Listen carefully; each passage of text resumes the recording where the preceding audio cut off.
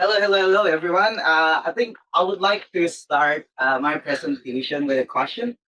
Can you guys think about your favorite neighborhood spot? Maybe the place that feels like home. I know for Columbia student here, it may be Huda. It's a street food vendor just in front of our gate. And for Indonesian people, maybe it's a humble warung, just like a deli for New York.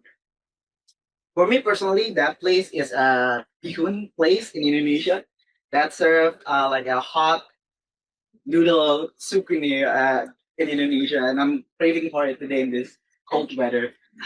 I'm Andrien, and today I would like to introduce you to makan, which means to eat in Indonesian. World Bank report that small and medium enterprises account for 90% of businesses, and BCG has found that 95% of them are in the food service industry. While these SME are the primary growth driver in Indonesia, 67% of them do not use internet for promotion or sales. So with Makan, we would like to bridge that gap. Makan hypothesis were built on bringing social dining platform that connect diners directly with small restaurant owners. And our product offering consists of personalized algorithms, LLM chatbots, and reservation notification. And I think the best part is that if 30% of the restaurants are moving online, we're looking at injecting nearly 1.8 billion US dollar back to the Indonesian economy. And along with this increase in GDP, this also lead to over 720,000 new jobs. Uh, Throughout the process of this capstone, I managed to interview several people and come up with two customer profiles. The first one is small restaurant owner. In the process, I met Sumiyanti, a tough mom of two who's really good at cooking bakmi, which is a traditional noodle from Indonesia. Her story is that she wants to open a room, kind of like a food stall, but she faced a tough competition. She can only open the restaurant in front of her house and don't see any traction, and often left sad because the because she see empty table during lunchtime. And she wondered if there's any alternative platform that allow her to promote her restaurant. And the second one that I met is Ahmad, a Gen Z office worker who just finished university degree. He often stuck in the diner room where he has to face the same old boring question of where to eat today. One time he finished work and he walked through alley and encountered Ibu Sumiyanti Guaro and decided to eat there. He found that the noodle is the best he ever tasted yet. So he wanted to promote her restaurant. He can do that through Instagram or TikTok, but oftentimes it just became an archive. There's no search functionality and there's no connectivity. That's pretty much captured the customer profile of Maca, a small restaurant owner and a board guide. There are around 17 million of Gen Z in Indonesia, and we're planning to capture around 3 million of them to onboard with Maca.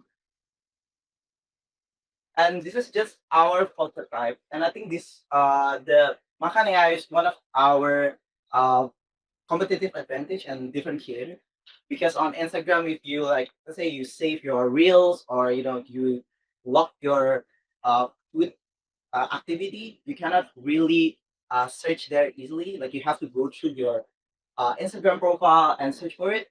But with Makan AI, once you post your review, you can ask around on our LLM platform, and it also applies to your friends' review method. So you can ask our AI like, "Hey, I think my friend went to this really good sushi spot, but I forgot where." So it will be able to show you that, and it will show you recommendation. This is the prototype again, and we have the leaderboard profile as well. It's kind of a way for us to increase the user engagement. And in terms of the competition, our similar competitor in Indonesia is probably TikTok or Instagram. But I know some of you here in the US probably aware of Belly app. So kind of similar to Belly in a way.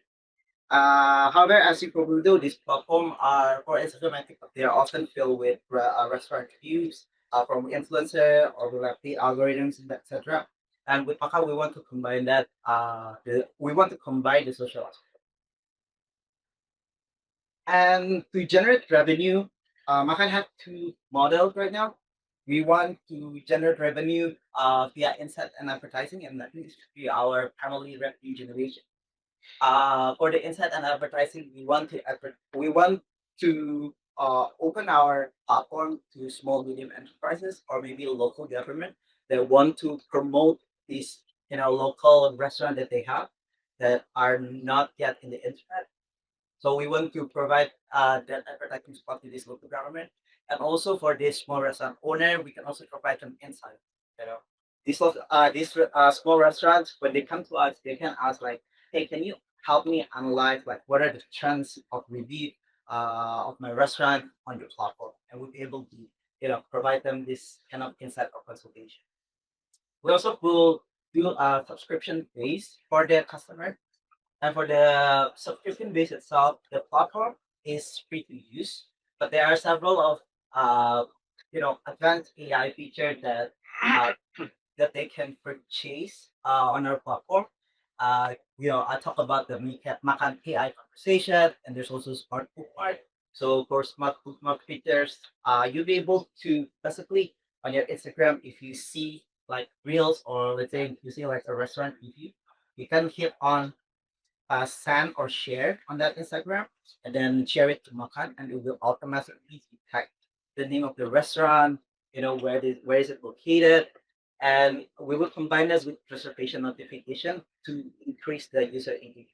Basically, when you add those restaurants into our platform, and then maybe later, uh, there's a reservation spot opening, it will notify it automatically on the mobile app, so you can directly reserve that. And yeah, Makan is live right now on App Store actually, so you can download it right now.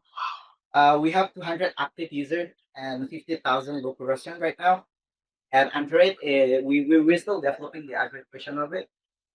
And for us, as a modest amount of $10,000, this funding will drive two main goals basically. One is to accelerate the development. So we need the money to release the Android version, and we also need the money to do the marketing or cover the marketing expense. For the marketing itself, we are still doing it organically right now. So we do it through month to month, and in the future, we also want to collaborate with one local government, and we also want to work with the university because because our target market is the Gen Z students, so we can work with this university body or like student union for them to engage our work. And yeah, that's